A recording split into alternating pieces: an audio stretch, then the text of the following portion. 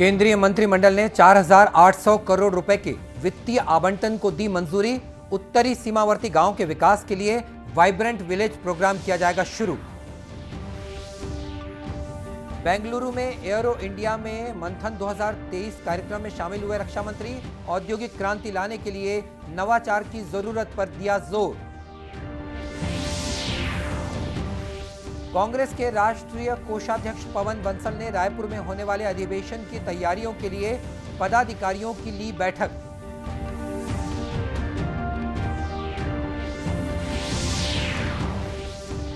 और दुर्ग में राष्ट्रीय युवा नेता कार्यक्रम के तहत युवा संसद का हुआ आयोजन।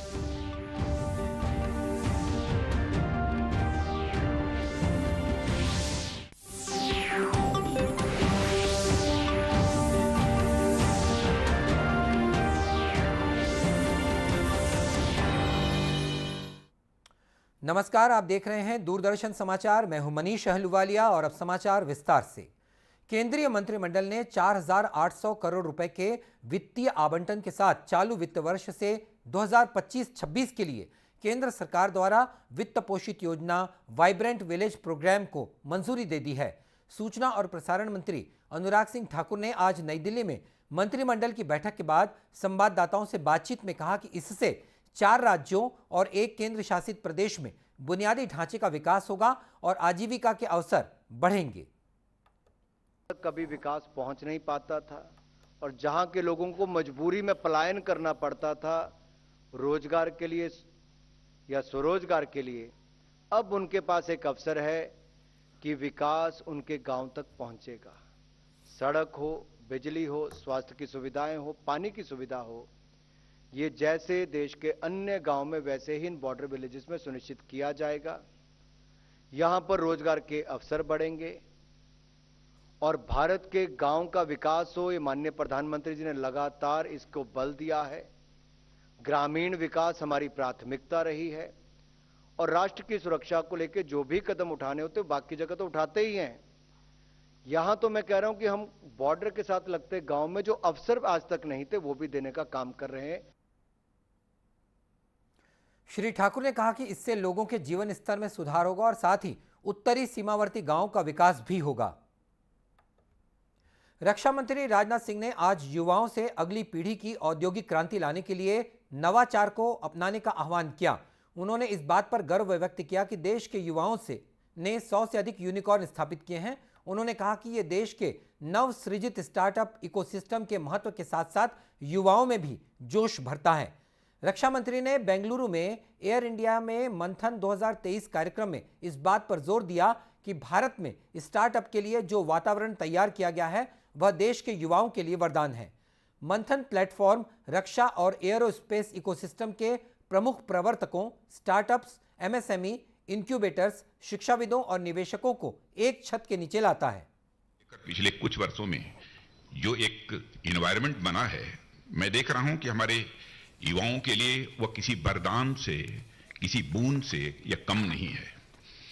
डिफेंस सेक्टर ही नहीं बल्कि सभी सेक्टर्स की बात मैं कर रहा हूं और 7-8 वर्षों में हमारे देश में स्टार्टअप की संख्या उंगलियों पर गिनी जाती थी कि कितने हैं, लेकिन आज उनकी संख्या मोर देन 1 लाख तक पहुंच गई है।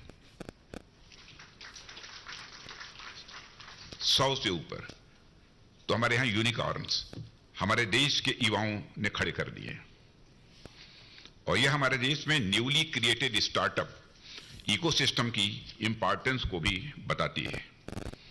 साथ ही हमारे यूथ के भीतर भी आया नया जोश और कुछ नया कर गुजरने का जो जुनून है उसको भी यह शोकेस करता है। श्री सिंह ने कहा कि मंथन रक्षा स्टार्टअप व्यवस्थाओं की विकास यात्रा का उत्सव है। उन्होंने कहा कि यह रक्षा उत्कृष्टता के लिए नवाचार और IDEX पहल की सफलता का एक प्रतीक है। उन्होंने बताया कि IDEX ने अब तक कई स्वदेशी तकनीक विकसित करने और आगे बढ़ाने में मदद की है। रक्षा मंत्री ने जोर देकर कहा कि अगले 25 वर्षों में दुनिया की शीर्ष अर्थव्यवस्था बनना भारत की नियति है। उन्होंने कहा कि विश्व की विज्ञान और प्रौद्योगिकी महाशक्ति बनना भी भारत की नियति है। श्री सिंह ने कहा कि अमृतकाल इसके लिए सबसे अच्छा समय है और भारत के युवा देश के भाग्य के श्रेष्ठ निर्माता हैं। कांग्रेस पार्टी के कोषाध्यक्ष पवन बंसल रायपुर में होने वाले 3 दिवसीय अधिवेशन की तैयारियों का जायजा लेने के लिए आज छत्तीसगढ़ प्रवास पर हैं। इस दौरान अधिवेशन की तैयारियों को लेकर उन्होंने पार्टी के प्रदेश पदाधिकारियों की एक बैठक ली। इस बैठक में मुख्यमंत्री भूपेश बघेल, प्रदेश अध्यक्ष मोहन मरकाम सहित मंत्रिमंडल के सदस्य और दूसरे पदाधिकारी भी मौजूद थे। बाद में इस बैठक के बारे में श्री बंसल ने मीडिया को जानकारी दी। तैयारियां का सिर्फ चर्चा हो रही है कि क्या तैयारियां कैसे करनी है। अलग अलग जो सब कमेटीज़ हैं उन्होंने कौन सा काम किसने करना है, उनकी जिम्मेदारियां लग गई हैं कि ये इसके चेयरमैन हैं, ये इसके कन्वीनर होंगे, वो मीटिंग्स करेंगे, कोऑर्डिनेटर हैं, और आपस में कैसे कोऑर्डिनेट करना है ताकि जितने लोग बाहर से आएंगे और बड़ी संख्या में होंगे, 12,000 से ऊपर उस वक्त मीटिंग्स के लिए बाहर से लोग आए हुए होंगे यहाँ, उन सभी के लिए एक सुविधा के साथ अच्छा यहाँ उनका रहना हो और अच्छे ढंग से वो सभी अपना हिस्सा ले पाएँ। जो डिलिब्रेशंस होंगी, जो चर्चाएं होंगी सेशन की, उनमें हिस्सा ले पाएँ सब्जेक्ट कमेटीज़ के लिए या दूसरी के, उन पर चर्चा करते रहें। और इस बीच कांग्रेस अधिवेशन के लिए सभा स्थल बदल दिया गया है। अब यह जोरा में आयोजित किया जाएगा। और अब लेते हैं एक छोटा सा विराम।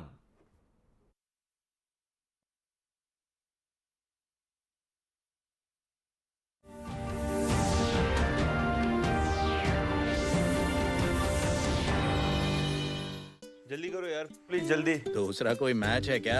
ऐसा ही कुछ है यार, बैंक जाना है दादाजी को लेके। हाँ यार, उम्र होने पर कभी कभी मदद तो लगती है, पर बैंकिंग में नहीं। वैसे भी आरबीआई कहता है सीनियर सिटीजन सबसे पहले। अगर आप 70 साल से ऊपर हैं और आप बैंक नहीं जा सकते तो बैंक आएगा आपके पास जरूरी सेवाएं लेकर, वो भी वाजिब दरों पर। सीनियर सबसे पहले। आरबीआई कहता है जानकार बनिए, सतर्क रहिए।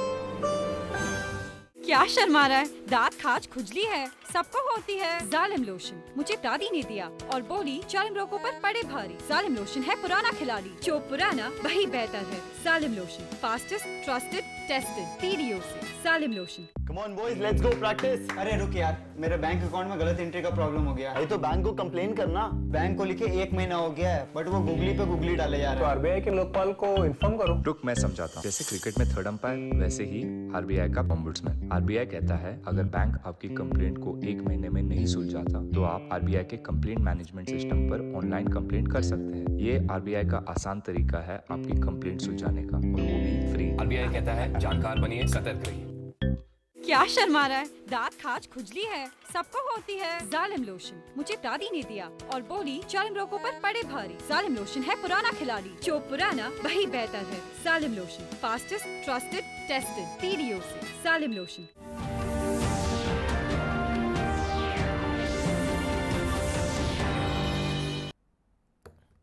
और इस छोटे अंतराल के बाद एक बार फिर स्वागत है आपका दूरदर्शन समाचार में। युवा मामले और खेल मंत्रालय भारत सरकार ने 12वीं योजना अवधि के दौरान राष्ट्रीय युवा नेता कार्यक्रम नामक एक नई केंद्रीय क्षेत्र योजना शुरू की है। इसी कड़ी में आज दुर्ग में जिला स्तरीय आस पड़ोस युवा सांसद का आयोजन किया गया। कार्यक्रम में सांसद विजय बघेल विशेष रूप से मौजूद थे। युवा संसद का शुभारंभ करते हुए श्री बघेल ने कहा कि युवाओं को सभी क्षेत्रों की जानकारी देने खेल मंत्रालय द्वारा समय समय पर कार्यक्रमों का आयोजन किया जाता है। इसी कड़ी में युवाओं को राजनीति की जानकारी देने युवा संसद का आयोजन किया गया है। खेल मंत्रालय द्वारा जो भी आदेश जारी होता है उसके तहत बहुत सारे कार्यक्रम करते हैं। मूल भावना नेहरू युवा केंद्र का ये है कि स्वामी विवेकानंद जी के पद चिन्ह पर चलते हुए हमारे युवा हर क्षेत्र में आगे हों, हर क्षेत्र की जानकारी उन्हें हो। आज जो कार्यक्रम हुआ वो युवा संसद का हुआ और युवा संसद के माध्यम से कैसे संसद की कार्रवाई होती है और कैसे महत्वपूर्ण बिंदुओं पर वहाँ चर्चा होती है, उसका ज्ञान हमारे बच्चे अभी ले रहे हैं। बहुत अच्छी। इस युवा संसद में युवाओं ने संसद की कार्रवाई का मॉक प्रदर्शन भी किया। राजनांदगांव शहर के डॉक्टर बलदेव प्रसाद मिश्र शासकीय स्कूल में शिक्षकों को मुख्यमंत्री गौरव अलंकरण कार्यक्रम के तहत सम्मानित किया गया। शिक्षकों को मुख्य अतिथि महापौर हेमा देशमुख ने सम्मानित किया। जिला शिक्षा अधिकारी राजेश सिंह ने बताया कि शिक्षा के क्षेत्र में उत्कृष्ट कार्य और नवाचार के लिए शिक्षकों को 5 सितंबर शिक्षक दिवस पर सम्मान दिया जाता है, लेकिन इस वर्ष फरवरी माह में मुख्यमंत्री शिक्षा गौरव अलंकरण के तहत विभिन्न श्रेणियों में ये सम्मान दिए गए हैं। ये 5 सितंबर को जो परंपरागत रूप से शिक्षकों को राज्य सम्मान और राष्ट्रपति सम्मान दिया जाता है, उसके अतिरिक्त छत्तीसगढ़ शासन के द्वारा शिक्षा के क्षेत्र में अच्छा कार्य करने वाले नवाचारी शिक्षकों को मुख्यमंत्री शिक्षा गौरव अलंकरण पुरस्कार के नाम से 3 स्तर का पुरस्कार जो है दिया जाता है और इसमें जो है राशि भी प्रदान की जाती है। सम्मानित शिक्षकों का कहना है कि इस तरह के सम्मान से मनोबल तो बढ़ता ही है और साथ ही वे बेहतर करने के लिए भी प्रेरित होते हैं। सम्मान से भी सम्मानित किया गया था और जब मैं सेवा काल में थी, अभी भी वैसे पर्यावरण से मैं जुड़ी हूँ, मैं यहाँ जिला समन्वयक थी और हमेशा हमारा राजनांदगांव जिला उसमें अग्रणी रहा है। कोरोना काल के बाद या काफ़ी समय बाद ये जो शिक्षक सम्मान समारोह हो रहा है, ये अनुकरणीय है और ऐसा होते रहना चाहिए, क्योंकि ये शिक्षकों की हौसला अफजाई करेंगे तो निश्चित रूप से शिक्षा समाज का रीढ़ है और यदि हम अच्छी शिक्षा देंगे तो हमारा समाज आगे बढ़ता जाएगा। वैसे भी भारत गुरु रहा है और इसमें हम सभी का योगदान रहेगा। इस मौके पर 30 से अधिक शिक्षकों को शॉल, श्रीफल और प्रशस्ति पत्र भेंट कर सम्मानित किया गया। केंद्र सरकार ने इस साल के बजट में इलेक्ट्रिक वाहनों और लिथियम आयन बैटरी को बढ़ावा देने के लिए प्रावधान किए हैं। केंद्रीय वित्त मंत्री निर्मला सीतारमण ने इलेक्ट्रिक वाहनों के दाम घटाने की घोषणा भी की है, जिसके बाद इलेक्ट्रिक वाहनों और लिथियम आयन बैटरी के दाम अब कम हो जाएंगे। लोगों ने केंद्र की इस घोषणा का स्वागत किया है। कोरबा जिले के वाहन विक्रेताओं और आम नागरिकों का कहना है कि इससे फॉसिल फ्यूल्स पर निर्भरता कम होगी और साथ ही प्रदूषण में भी कमी आएगी। पिछले साल जो इलेक्ट्रिक व्हीकल्स का बिजनेस था इससे लेकर के इस साल, so there will be a growth of approximately 25 to 30% for every manufacturer. और जो टॉप मैन्युफैक्चरर्स है उनके लिए ये वाला बजट जो है वो काफ़ी अच्छा है, जो करंट में जो बजट अभी आया है। और ये देखिए, इससे इलेक्ट्रिक व्हीकल्स की जो बिक्री है, इलेक्ट्रिक व्हीकल्स का जो रुझान है, लोगों का जो रुझान है इलेक्ट्रिक व्हीकल्स की तरफ वो बढ़ेगा। इलेक्ट्रिक व्हीकल्स की इससे सेल्स भी बढ़ेगी और जो है गवर्नमेंट का जो सपना है इंडियन गवर्नमेंट का, प्रदूषण मुक्त भारत, जैसे कि एनवायरनमेंट फ्रेंडली मोबिलिटी और द इलेक्ट्रिक मोबिलिटी, वो भी इंक्रीज होएगी इस वाले बजट की वजह से, या फिर जैसे कह सकते हैं इलेक्ट्रिक व्हीकल्स की सेल। अभी चालू वित्तीय वर्ष में माननीय वित्त मंत्री जी ने इलेक्ट्रिक बाइक के ऊपर में, कार के ऊपर में और इलेक्ट्रिक से चलने वाली अन्य गाड़ियों पे छूट प्रदान की है। और उसके साथ ही एक ऊपर वाले की ऐसी मेहरबानी हमारे ऊपर हुई है कि कश्मीर जैसी जगह पर लिथियम का अटूट भंडार हमको मिला है, जिससे इस जो मेन बैटरी हमारी इलेक्ट्रॉनिक गाड़ियों की जो बैटरी इसी से बनती है, तो मेरा ये मानना है कि वो बैटरी भी सस्ती होगी, गाड़ियाँ काफ़ी सस्ती हो जाएगी और इसका सीधा जेब के साथ साथ इसका प्रभाव हमारे स्वास्थ्य के ऊपर में पड़ेगा। आज देखिए प्रदूषण की मार, हम तो चलो यहाँ बैठे हैं, छोटी जगहों पे बैठे हैं, लेकिन दिल्ली, बॉम्बे, कलकत्ता में जो प्रदूषण की मार झेल रहे हैं, अकारण लोगों को हार्ट का प्रॉब्लम आ रहा है। और आज जितना ये गाड़ियों का प्रचलन जितना ज़्यादा होगा उतना ज़्यादा प्रदूषण कम होगा, स्वास्थ्य भी बचेगा और जेब में पैसे भी बचेंगे।